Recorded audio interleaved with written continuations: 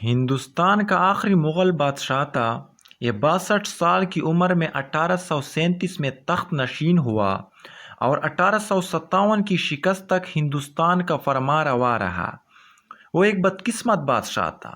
اس نے تخت سنبھالا تو مراٹھے دلی کے مضافات تک آدھی سلطنت پر قابض ہو چکے تھے، جبکہ باقی سلطنت ایسٹ انڈیا کمپنی ہڑپ کر چکی تھی۔ لہٰذا بہادر شاہ ظفر کی سلطنت دلی تک محدود تھی۔ آباء و اجداد تھوڑا سا خزانہ چھوڑ گئے تھے اور وہ خزانے کی اشیاء بیچ بیچ کر گزارا کرتا رہا۔ شہزادے کبوتر باز تھے۔ وہ سارا دن کبوتر بازی کرتے تھے اور رات طوائفوں کے مجروں میں گزار دیتے تھے۔ بادشاہ شاعری اور شراب کا رسیا تھا۔ وہ رات بھر مشاعرے بھگتتا تھا اور صبح کی نماز پڑھ کر نماز ظہر تک سویا رہتا تھا۔ شہر میں رشوت، لوٹ کھسوٹ، چوری اور رساگیری عام تھی۔ دلی کے لوگ زبان ساز تھے۔ انہوں نے اس زمانے کو طوائف الملوکی کا نام دے دیا اور یہ اصطلاح بعد ازاں ادب کا حصہ بن گئی۔ بہرحال قصہ مختصر۔ 1857 کی جنگ شروع ہوئی۔ ایسٹ انڈیا کمپنی کے ہندوستانی فوجی اکٹھے ہوئے، بادشاہ کے پاس آئے، اس کی غیرت کو ہوا دی اور اس نے اپنی سلطنت بچانے کی آخری سعی کا فیصلہ کر لیا۔ بادشاہ کو فوجی لباس پہنا کر ہاتھی پر بٹھایا گیا، لیکن 82 سال کی عمر، ناتوانی، کثرت شراب نوشی، 6 بیگمات اور 31 کنیزوں کی وجہ سے بادشاہ زیادہ دیر تک ہاتھی پر بیٹھ نہ سکا۔ وہ لڑک گیا، تلوار بھی اسے بھاری محسوس ہوئی اور اس نے وہ بھی ہاتھی کے پیٹھ پر لٹا دی۔ ان حالات میں جنگ خاک ہونی تھی۔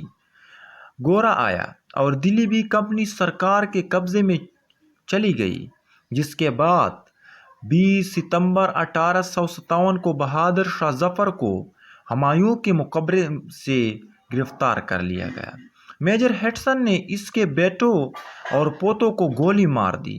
لال قلعے میں بہادر شاہ ظفر کا مقدمہ چلا اور 1858 میں اسے اس کے بیگمات زینت محل کے ساتھ رنگون بھجوا دیا گیا۔ بادشاہ اس وقت سلطنت محل، خزانے اور خاندان سے محروم ہو چکا تھا، لیکن اس کے باوجود وہ بادشاہ تھا۔ اسے جب رنگون بھجوانے کے لیے کمپنی کے بحری جہاز میں سوار کیا جا رہا تھا تو ایک کلی آگے بڑھا اور جھک کر سابق بادشاہ کو سلام کیا۔ مغل بادشاہوں کی روایت تھی، یہ لوگ جھک کر سلام کرنے والوں کو خالی ہاتھ واپس نہیں بھجوایا کرتے تھے۔ بادشاہ نے قلعے کو جھکتے اور سلام کرتے دیکھا تو بے اختیار جیب میں ہاتھ ڈالا۔ اس وقت اس کی جیب میں عقیق کی ایک تسبیح کے سوا کچھ نہیں تھا۔ اس نے وہ تسبیح نکالی اور قلعے کے ہاتھ میں پکڑا دی۔ یہ معزول بادشاہ کا کسی ہندوستانی شہری کے لیے آخری تحفہ تھا۔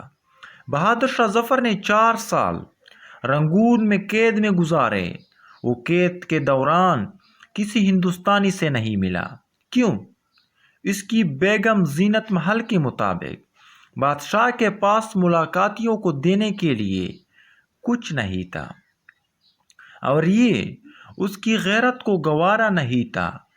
کوئی اسے ملنے آئے اور وہ اسے خالی ہاتھ لٹا دے، لہٰذا اس نے ملاقاتوں سے انکار کر دیا۔ تاہم اگر انگریز سرکار کا کوئی اہلکار یا ڈاکٹر اس کا حال احوال معلوم کرنے آتا تھا تو بادشاہ اسے بھی رخصت کرتے وقت اپنی قمیض، اپنے جوتے اور بعض اوقات اپنی چادر تک عنایت کر دیتا تھا اور وصول کرنے والے کا ماتھا پسینے سے تر ہو جاتا تھا۔ بادشاہ نے قید کے دوران بھی انگریز اہلکاروں سے کوئی چیز وصول نہیں کی۔ ڈاکٹر ادویات تک بادشاہ کے ملازموں کو دیتے تھے اور وہ انہیں پلاتے تھے۔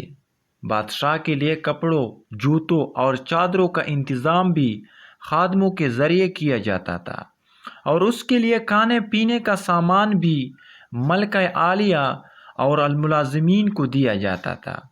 بادشاہ کے برتن بھی مٹی کے تھے، لیکن اس کے اپنے تھے اور اس نے آخری سانس تک چمچ بھی اپنی استعمال کی اور موت سے پہلے اپنا یہ سامان بھی اپنے خادموں میں بانٹ دیا تھا۔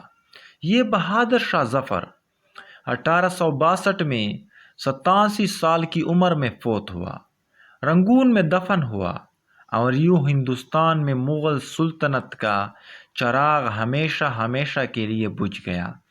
لیکن بجھتے بجھتے یہ بتا گیا، بادشاہ حالات سے نہیں بلکہ دل سے بادشاہ ہوتے ہیں، اور یہ اگر قید میں بھی ہو اور اگر ان کی جیبیں خالی بھی ہو تو بھی یہ کسی کے سامنے ہاتھ نہیں پھیلاتے۔